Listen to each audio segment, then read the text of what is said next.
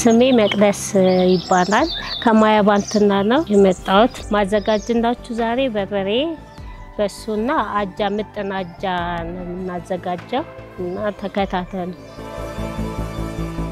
ያው ትንሽ ፀሐይ መመታት አለበት ሁሉም ነገር ትናንትም ፀሐይ መጥቶታል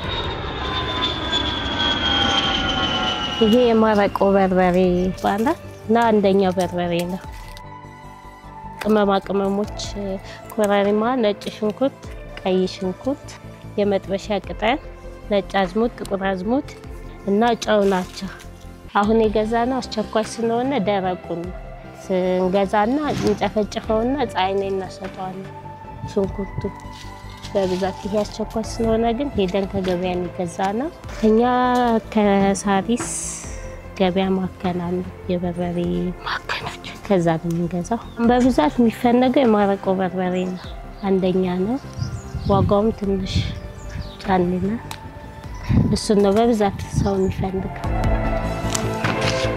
ግዴታ መቀንጠስ አለበት ይሄ እንጨት ነው እንጨት መውጣት አለበት እና ከነ ያን ነጫጭ እንትኖች እነዚህ ቆሻሻዎች ናቸው እንጠቀማቸው ያነጡብናል በርበሬ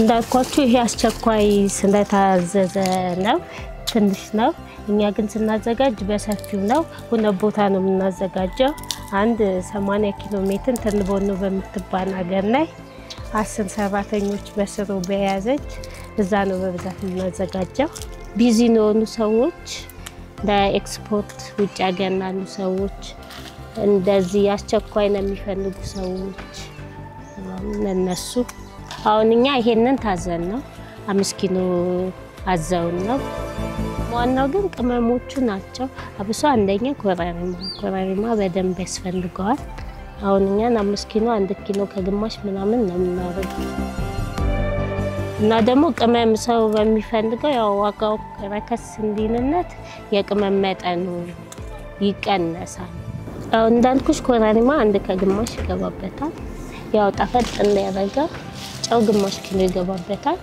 ነጭ ሽንኩርት በርከት ቢልም ችግር የለው ግማሽ ኪሎ እሱም ይገባበታል መጥበሻ ቅጠሉ በሩብ ይገቡበታል ተቀላቅለው ማለት ነው ቀይ ሽንኩርቱም ግማሽ ይበቃል ጨውም ግማሽ ኪሎ ይበቃል ቅመማ ቅመሞችን በእሳት ትንሽ ሞቅ እናረጋቸውና ወደ ወፍጮ ቤት ይዘና እንሄዳለን ማለት ነው እነዚህ ቅመሞቹ ናቸው የተቀላቀሉት ነጭ ሽንኩርት ቀይ ሽንኩርት ጥቁር አዝሙድና ነጭ አዝሙዱ እና የመጥበሻ ቅጠሎቹ ናቸው ስለዚህ ትንሽ እሳት መንካት አለበት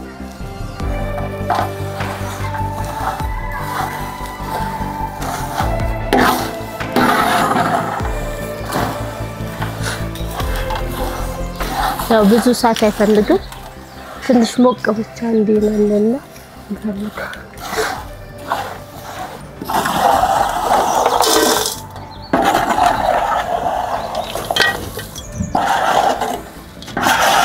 እዚህ ጋር ዘርጋ እናደርገዋለን በርበሬውን ገብቶ እንዳያነዘው በትኩስነቱ ማለት ነው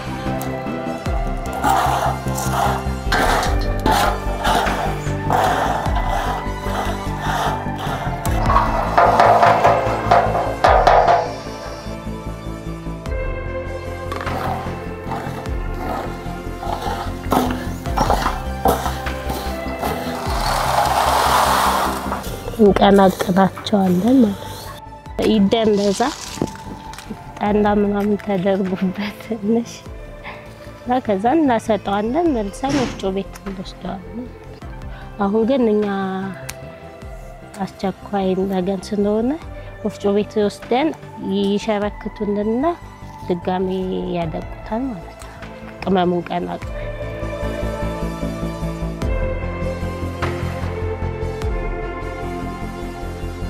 አሁን ሁሉንም ማዘጋጅተን ጨርሰናል ወደ ወፍጮ ቤት ይዘን እንሄድ ነው በርበሬውን ለብቻ ይዘን ሄደን ቅመሙን በፊስታል ለብቻ እንዳያነዝብን ቅመሙን ለብቻ ነው ይዘን እንሄደው ማለት ነው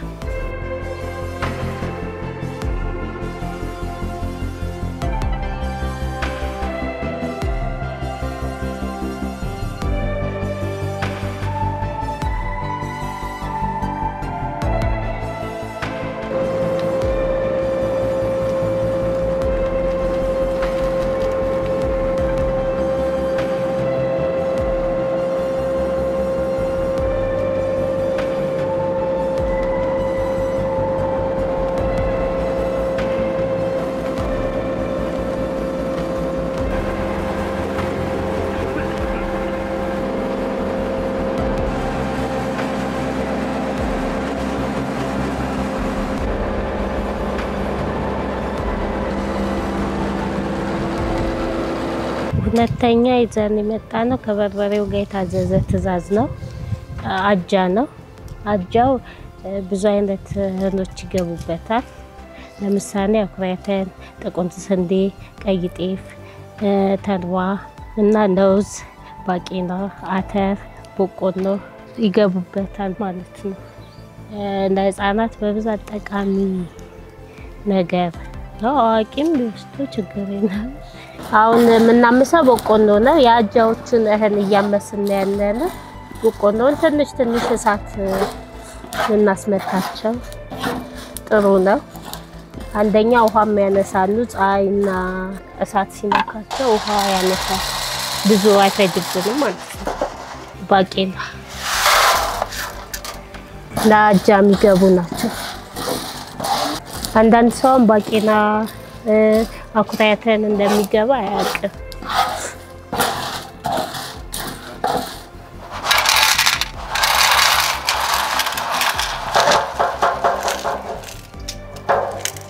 ይሄ አተር ነው። ሁሉም መታመስ አለበት።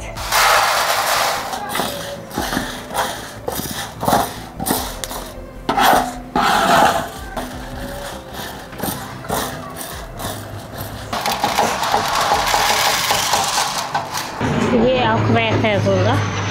ይሄም አጃ ውስጥ የሚገባ ነው።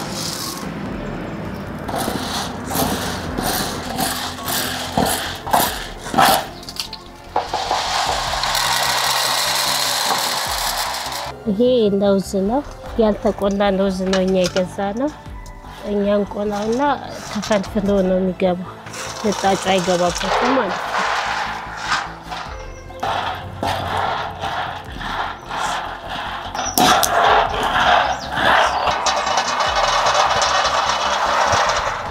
ይሄ ዘንጋዳ ነው።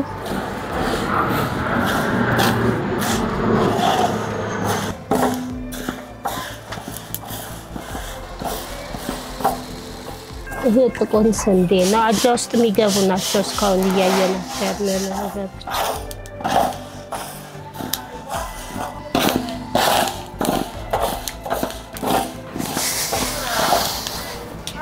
ይሄ ደግሞ ተልባ ነው።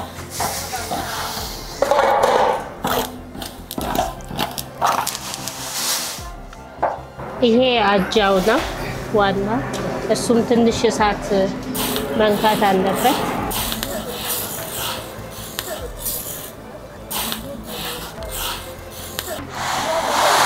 እነዚህ እንዳለ የተለቀሙ ናቸው።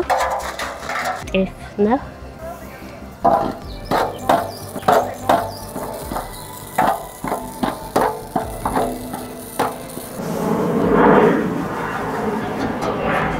ይሄንን ይመስላሉ የአጃ እህሎቹ።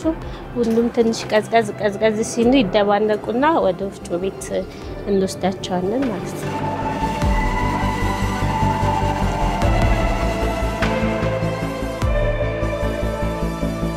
አሁን ይሄ ተለቀመ በሶ ነው። ተለቅሞ ተበጥሮ ነው። በሶ ውስጥ ደግሞ የምንከተው የተቆላ ለውዝ እንድጣጮቹን አበጥረን ምናምን እሱን እናደርግበታለን። ቀረፋ ትንሽ ለጣዕም ቴስቲው አሪፍ እንዲያደርግልን ቀረፋ እናደርግበታለን ማለት ነው።